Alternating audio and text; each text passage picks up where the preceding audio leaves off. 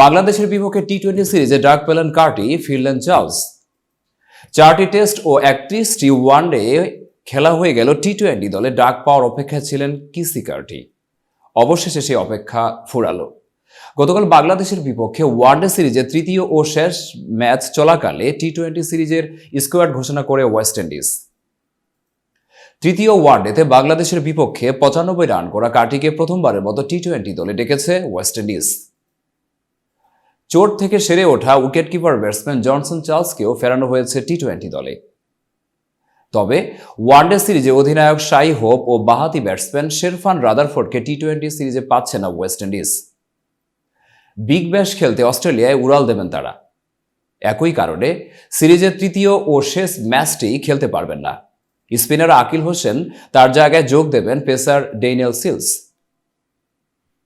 টি-20 squad: Rovman Powell, Brandon King, Keacy Carty, Johnson Charles, Roston Chase, Justin Greaves, Terrance Hinds, Akeal Hosein, Alzarri Joseph, Evin Lewis, Obed McCoy, Gudakesh Motie, Nicholas Pooran, Romario Shepherd ও Shamar Sprinter.